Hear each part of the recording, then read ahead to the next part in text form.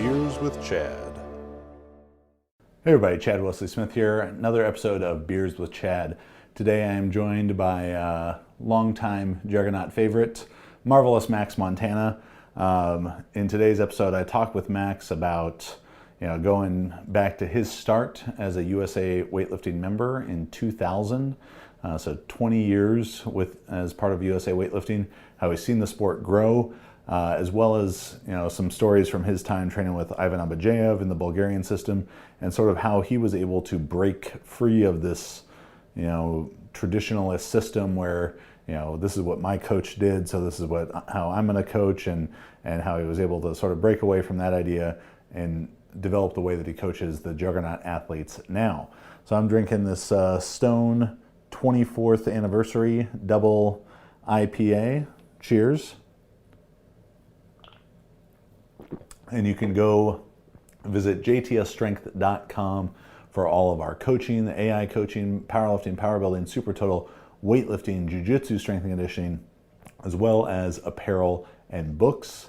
Make sure to subscribe to the podcast, leave a 5-star review, help more people find it. Maybe that'll help motivate me to be more consistent in making it and enjoy the episode.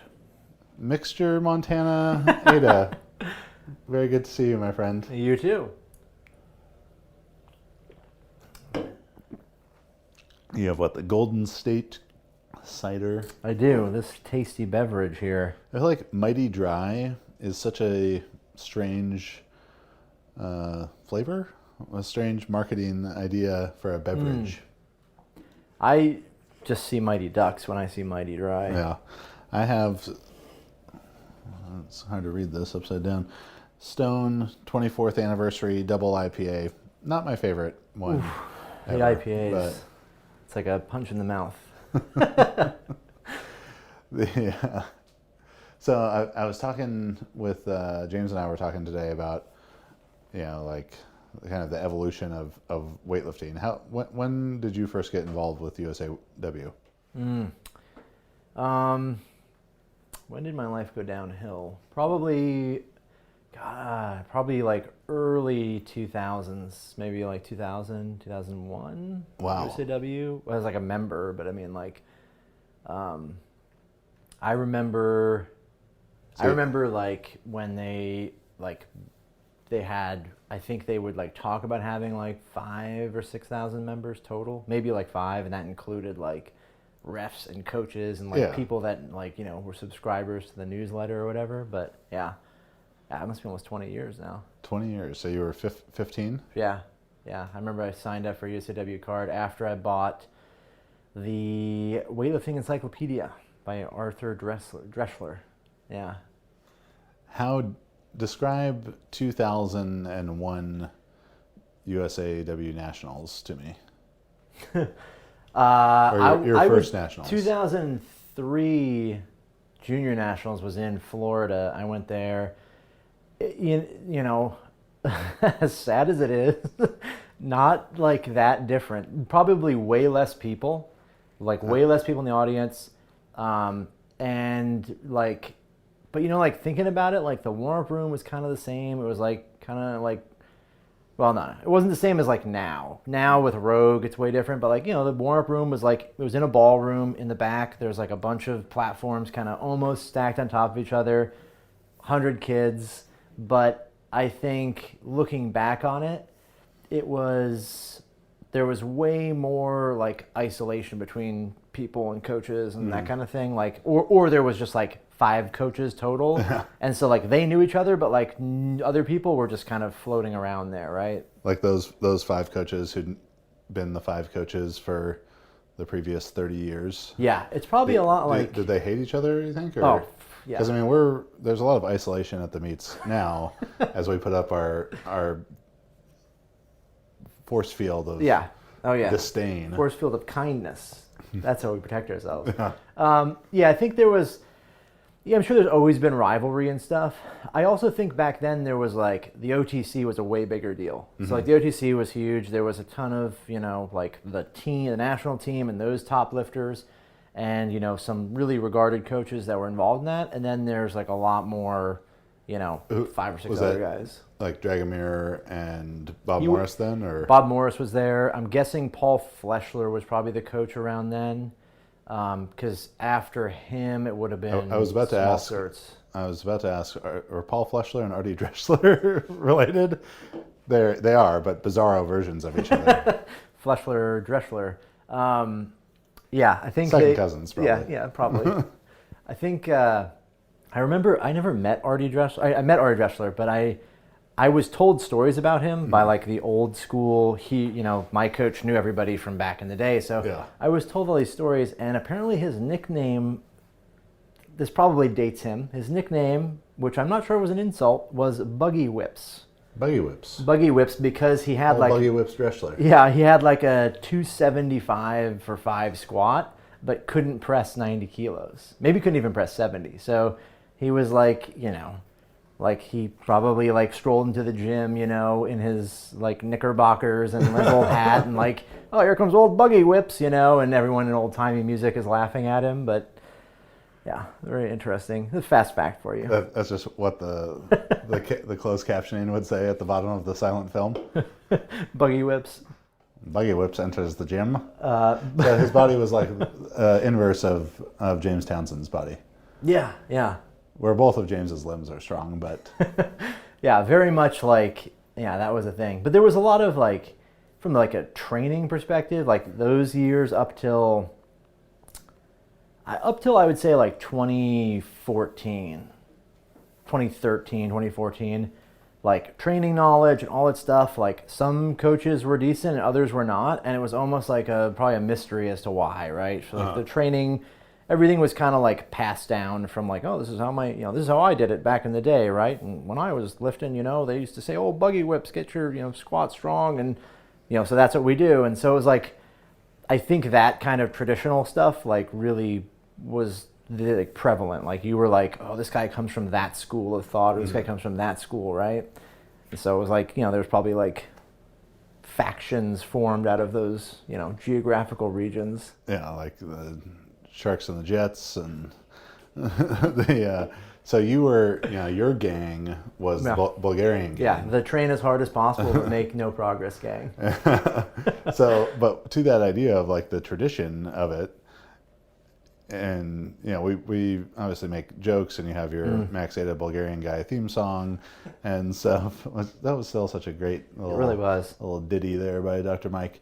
I'm still waiting for the Chad Wesley Smith music videos to come out. There's some priceless videos, priceless songs Chad has created in, say, the Buffalo airport that needs to be released, and I'm waiting for this day. Well, the world premiere. We'll just leave it at that. Another West Side meet, so it's poignant. But this idea of it going along with like the tradition, and so many people still, I think, are kind of in this traditionalist. This is what my coach did. They have like a lineage, which is very like big in jiu-jitsu. Like you have your professor, and so you come. I'm in the Carlos Gracie Jr. lineage, and he gave this person their black belt, and then they gave this person their black belt, and then that person gave my coach their black belt, and that it seemed like this. It still exists, kind of like the coaching tree or whatever, but people, I think they hear Max Aita or they hear Bulgarian and they associate those, but what you coach now couldn't be more different. Yeah, for sure. So, like, take me through that process of breaking away. Yeah, so I mean, like, I think the big moment for me was when I realized that there's a distinction between like coaching, like coaching philosophy and coaching strategy. And the philosophical stuff, like probably like in jiu-jitsu, where like a school or a family has a philosophy, which kind of encompasses the strategy. It's just like the general how we go about doing things. The strategy is the actual implementation of like training programs and coaching and technique and style.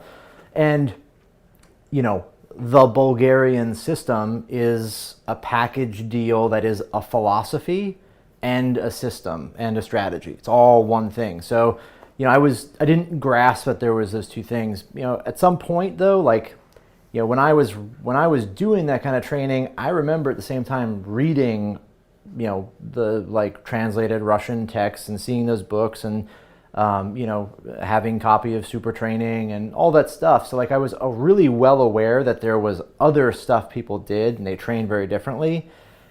But it was sort of like, how do I look at that from the same perspective of it's like, it's got to be this package deal of like, this is your philosophy, which is like, train super hard and, be tough and do all these things. And then, your strategy, the only way to implement that philosophy is through this strategy of maxing out all the time. I mean, the Bulgarian one is so interesting and it's beautiful in its simplicity. Yeah. Oh, yeah. It is maybe the only training method, principle, system, whatever. You could sum it the whole thing up with one word. Maximum. Yeah. It is just maximum. Yeah. Everything maximum. So when before I met Abajev or any of that, I trained exactly like that. Like the transition from training with Goff to Abajev was identical. Even like pre-Goff, weren't you training like that? Yeah, I just went, that was, because I had read about the Bulgarians. Okay. Because when you, I imagine today, the Max Aita of today, born in Missouri, goes online and sees, oh my God, Chinese weightlifting, and they're like, what is this secret? His name will be Mac, Missouri Mac. Right, Missouri Mac. So, I did the same, but it wasn't online. It was like looking through a book, right? Strength and Health. Yeah, so I was the Dressler book, right? Uh-huh. I'd pull, I'd get home and brush off my knickerbockers and, kick the snow off my boots. After a long day working as a newsie. Yeah, exactly. Anyways, like you look and you're like, oh, like all the best lifters in here are like Bulgarians. And it's talked about with like so much like this mystery, to me, weightlifting, my understanding of weightlifting when I was in high school and college and seeing stuff from like Tony Chiarelli and everything, there was this Eastern mysticism. Oh yeah, that's it. To all of it. Yeah, it's like the flat earther thing, right? It's like they're not crazy like flat earthers, but it's like the idea that like, oh, there's like some secret info that's being hidden from you, but this guess guy's what? in waist deep water doing a clean. Yeah, this guy's got it. And so, it was like seeing that, like that's where I picked it up from, and that was like, okay, I'll just train like this, and like you can just train an infinite amount. There's no limit, Like the idea of like MRV would have been something that you'd be like, fuck, you're just a pussy. You're just a pussy. Watch this. I'm gonna squat 9 more times today. And, I mean, yes, like you can. That moment in Mean Girls when she's like, the limit does not exist. The limit does not exist. Yeah, exactly, right? Yeah.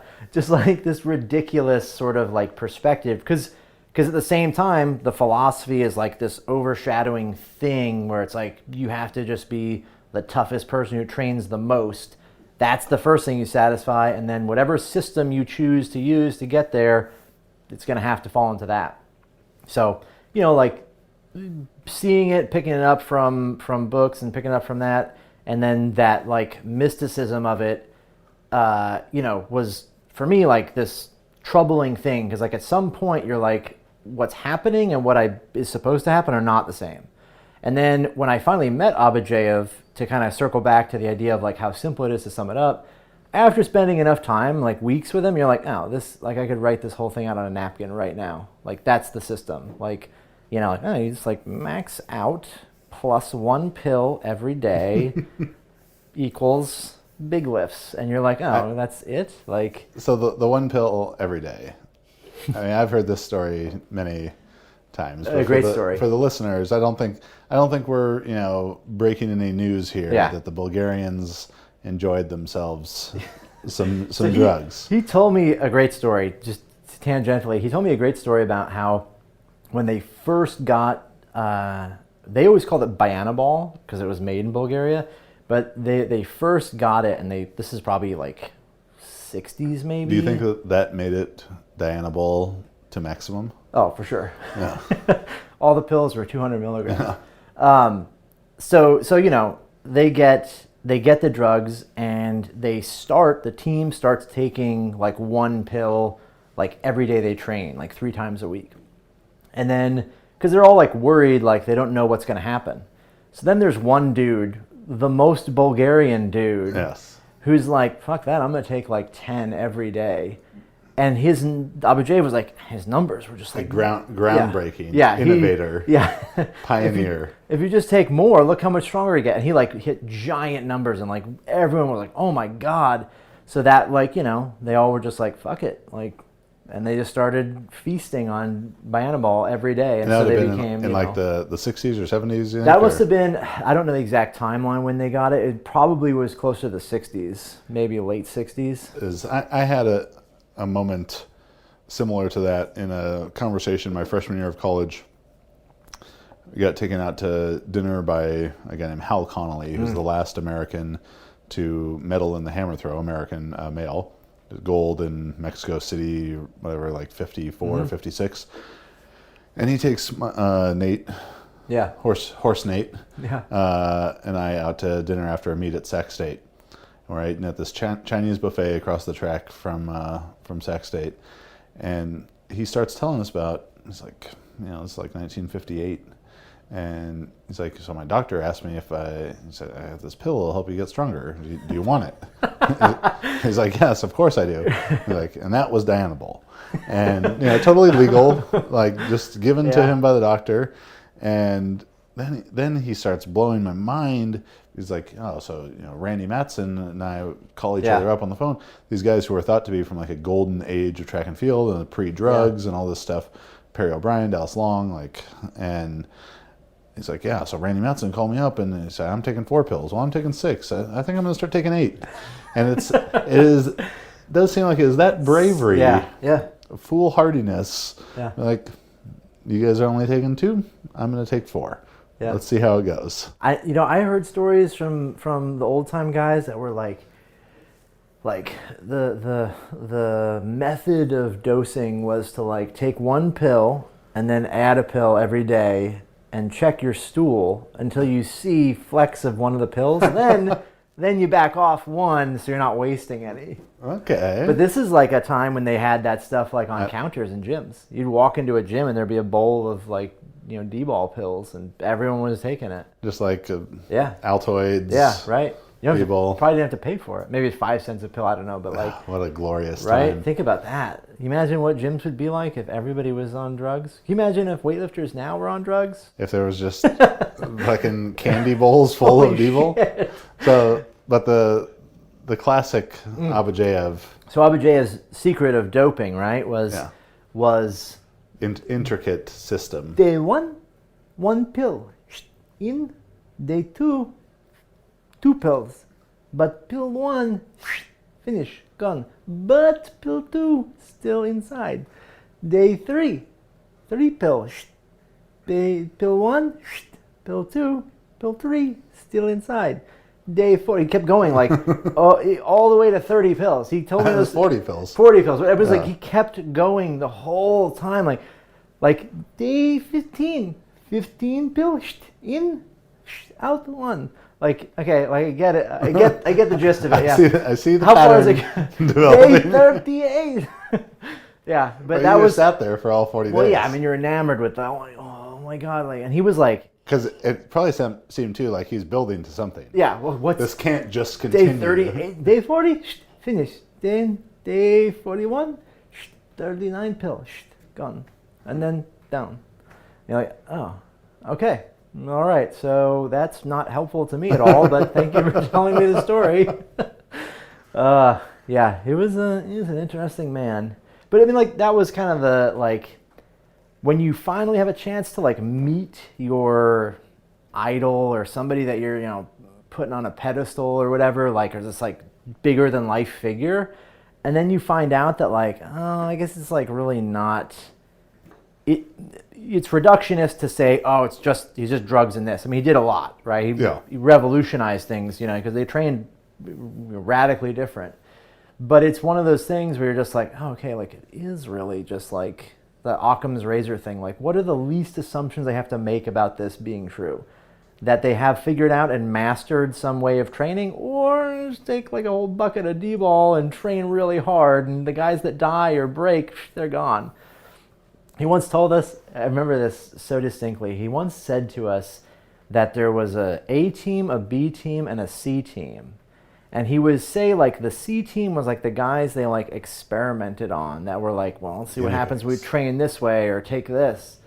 And he told me about a dude named Jordan Dabirev who was 90 kilos, who had like blown his shoulder up so he couldn't even jerk or snatch. All he did was clean and power clean and squat. And he claimed that at 90 kilos, so probably heavier, 93, 95, power clean 230. And I mean, I don't know. I mean, like he said a lot of numbers, and like if you're gonna believe anyone, I mean, he didn't seem like he had a reason to lie about the numbers, being that he'd had guys do them. But like, if that's true, that's like fucking retarded. He might have been like a James guy, right? If James was born in Bulgaria, right, that would have been Old Bulgarian ridiculous. James. Yeah, but it was like, so they had these teams. But there's one thing he said that was like so funny to me. He's like, I think it was one of the translator was telling us like, oh yeah, the A team, the B team, and the C team. And this is when I first got there. They were talking about it, and he says, no one, there's only two options. Either you train and you adapt, or you train and you die. And the next words he said were, and no one's died from the training. And I was like, why did he add from the training? No one's died. No one's died from the training. Wait, so like, have people like died? Like, have you killed people? Like, what's? And I like that he probably wasn't trying to say that as like this. He wasn't making a motivational. Yeah, no, it was not Instagram post from that. It was just like a matter of fact of. Yeah. You adapt or you die, and no one has died, so we're gonna keep. Yeah, keep he's it kind going. of glossed over that like spectrum of like getting injured or being catastrophic injury, like near death. Yeah. So there was so many crazy stories. He told us a story too about this dude, the first guy to snatch 200 at a world first 110 kilo guy snatched 200. And I can't remember his name right now, but he like after cleaning up and not taking drugs for a while, he was like couldn't lift, and he couldn't even clean and jerk 200, and so he was like gonna jump off the roof.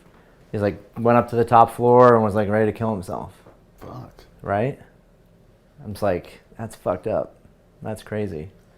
That is a level of dedication that does not interest me to have. No. I've had some clients that would consider that like, oh my god, I missed a 78 kilo snatch yesterday. Like, it's over. My fans will never forgive me. My OnlyFans is gonna plummet now. Maybe that's a little different. Yeah, I don't know if they're concerned with the weight of the snatch there. Depends on the fans. Well, there's a market for everything. Yeah. So that was just kind of it, though. Then it was like seeing, there's not. Yeah. The curtain. Yeah. So the curtain gets pulled back, and you're like, okay, this is what it is. It's not, You just see that Oz is a guy back there with like a voice modulator. Yeah, exactly, right. And you're like, okay, so there's got to be something different. And I actually remember a conversation with you I had on the phone where you were asking about Bulgarian training, and you were kind of like, well, what would you do if you're going to give this out as like a program to a lot of people? And I remember saying that, the problem is you've got this strategy, and the strategy is very clearly defined. This is what it's going to be. But how do you turn it from like Bulgarian to like Bulgarian light? It's no longer Bulgarian. And then if you're going to make one change, which is like don't do as much training, then the question comes up, which is, well, Bulgarian training violates this principle, this principle, this principle, etc. Why would you just make a crappy program that violates only a few principles when you could just say, why don't I just change the whole thing altogether and build something that makes sense? And that was that kind of process I went through where it was like, okay, this system is not working. It's not really super effective.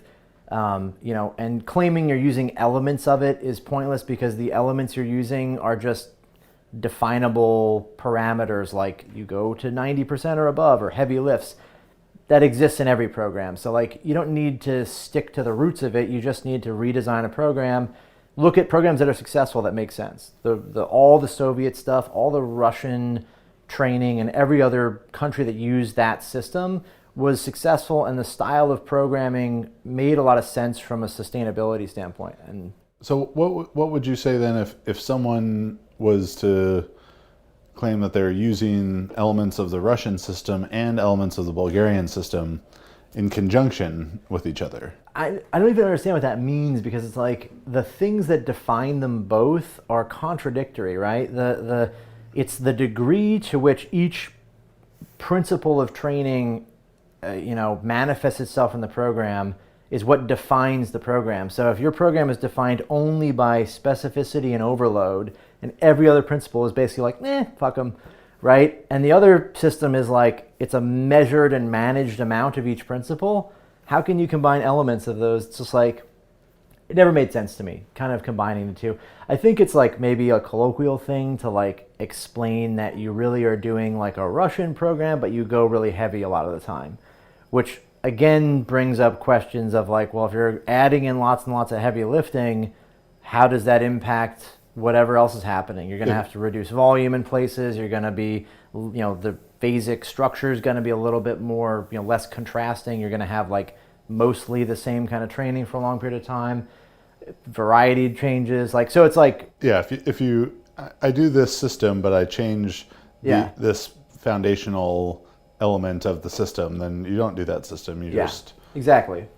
Just saying things. That was like a big thing for me, was like seeing that like, okay, there's a better way to do this. There's a, at the very least, if your results are the same, it's more sustainable. It's way more, applicable to somebody who's living a normal life and, doing regular stuff than having to squat, 5 times a day or whatever. What's the nap MEV when you're in the Bulgarian system? So he wanted, his whole thing was like, we snatch for 9 minutes, then you rest for 30, and then you go clean and jerk, same, squat, same. Every single exercise had a 30-minute break in between, 15 to 30, and we would go and watch like TV or go sit there or whatever, move around, talk, and he was like, ideally, you should lay like this with your eyes closed, still and motionless, not sleeping,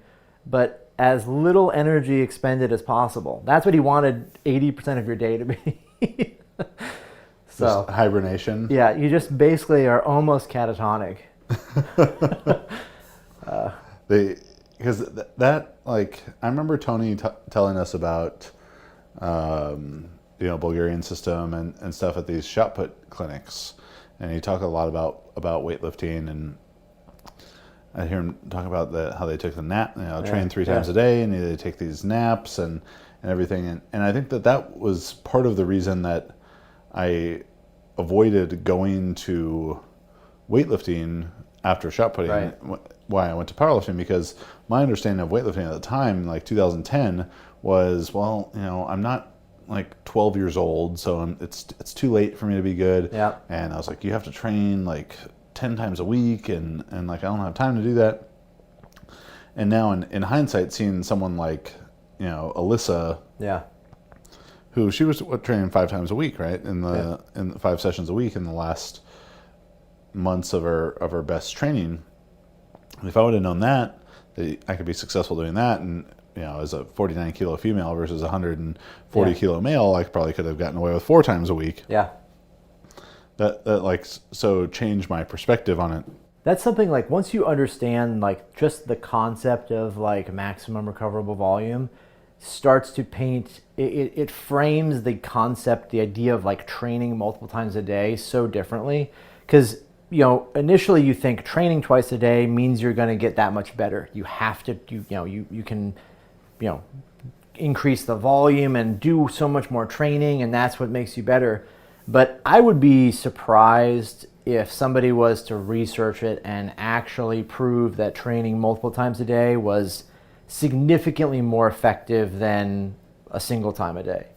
You know, outside of taking the same amount of volume and just breaking it up into 2 sessions versus having more volume attributed to 2 sessions. Because ultimately, if you have X amount of sets and reps that equals your MRV, like, you're not going to do more of that because you're adding a second time in the day. And it, you know, there's definite trade-offs. That was one thing that for me, like the multi-day, multi-workout things, just were never like as profound as you expect the results to be, right? Like, oh, we'll train twice a day. Like, that's going to be way better. In some cases it is. It helps with recovery. You can break up the work. But I don't think it's something that would be like first on the list of things I would do to say really improve things. Obviously, the first thing is, you know, train within recoverable volumes. And if you're doing that, then break it up however you want, right? So I have this text. This is December 28th, 2015 that Holy that I shit, posted that's old. this. That's what I was Okay, scrolling. This is from between you and I. This is probably right after that conversation. That It phone call. may be. Yeah. Max, how can people be so anti-volume training? Chad, because they scurred. Max, must be. It's the hardest kind of training, but it has the most amplifying effect on training load. Look at my 35 squat sessions a week. It took 10 years to get to 600 pounds, using only high intensity and no volume. Chad, very good point. Chad, also your legs are tiny. Yeah, that's true.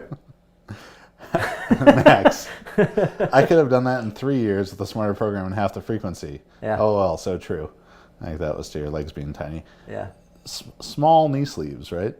I wear Joanne's knee sleeves. My wife. Remarkable. And they're tight on her, and they fit me fine. I don't even know. Remarkable. I feel like, yeah.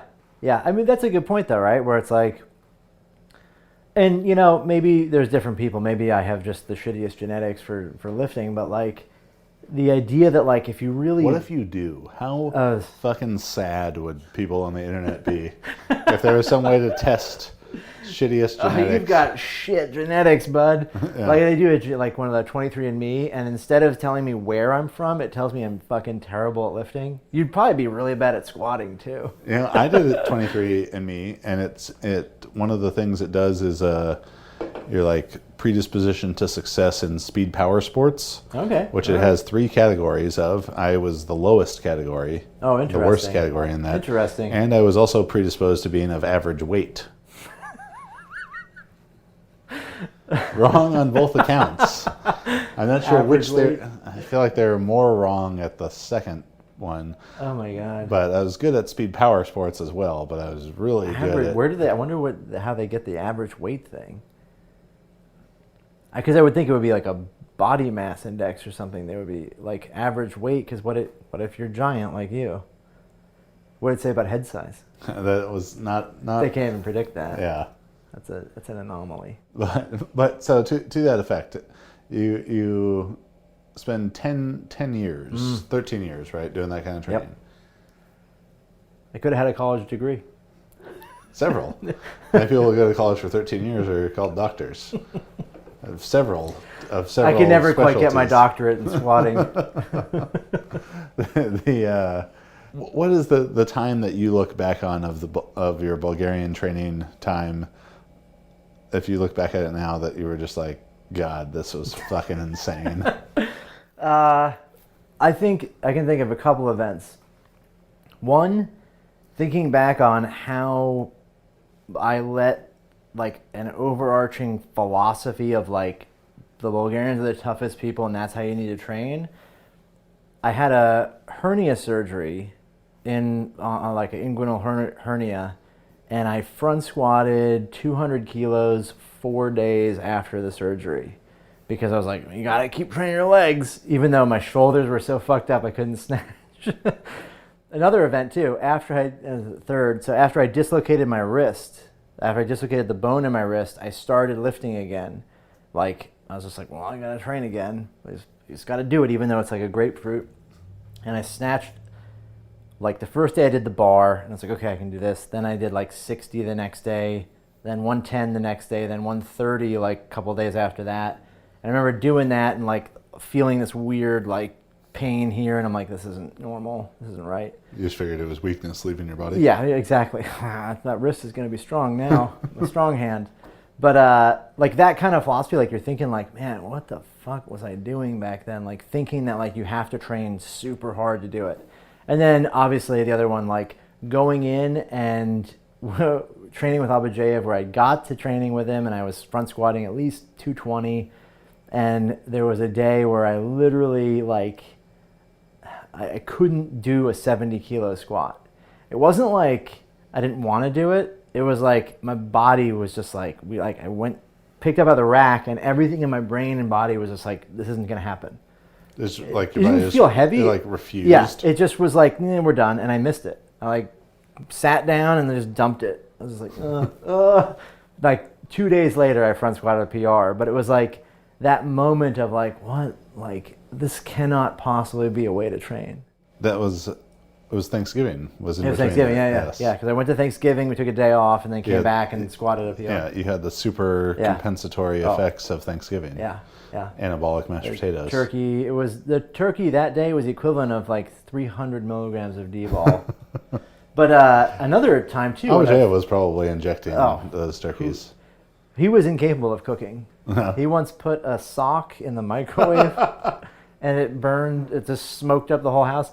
He once left the stove on. What was his goal with the sock in the microwave? I don't know what he was doing. He would do weird stuff. stuff. He was like, my feet are cold. I want to warm my socks. He never slept in his bed. He slept in the closet because he was afraid of the KGB. That's true. He never slept in his bed one time. That he thought the KGB was going to come to America and get him because he was like a traitor. He wanted his secrets. He was Russian. He may have been, born in Russia, but he was. Okay, so it was that he. I don't think he was. Bulgaria.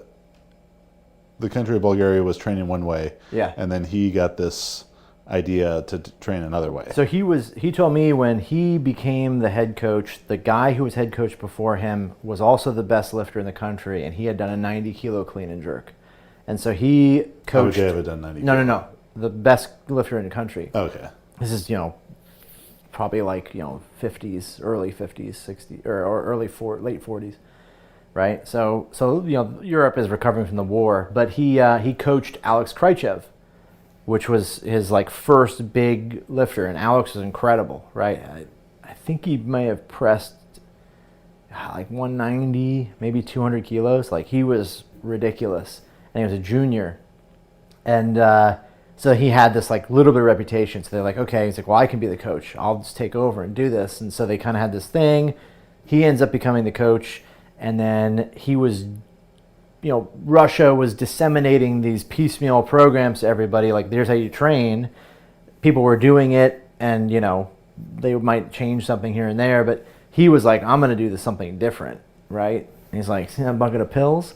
No. But anyway, so they were like, one the first day. So they trained differently, and he had this different system. Bucket. Yeah, one bucket a day. And, he had great results with it, and then started bringing everybody up. And then suddenly he became like, this figure of like, holy shit, this guy's doing tons. He would say stuff like when he was starting to train people like every day, that was weird. People had never trained. They'd be like, oh, there's a weightlifting meet like September. I'll start training in July, or I'll start training in August. Like they would train for 2 months before meet, and then they would do nothing for the rest of the year. So he was radical in the idea that like we're going to train, every day. We're going to train really hard. I think everyone kind of caught on after that, and everyone caught on and started doing it. But he was like kind of revolutionary in that, like, we're going to train super fucking hard and take a lot of pills. So Abajev obviously has his mark impression that he's made, his legacy. Mm-hmm.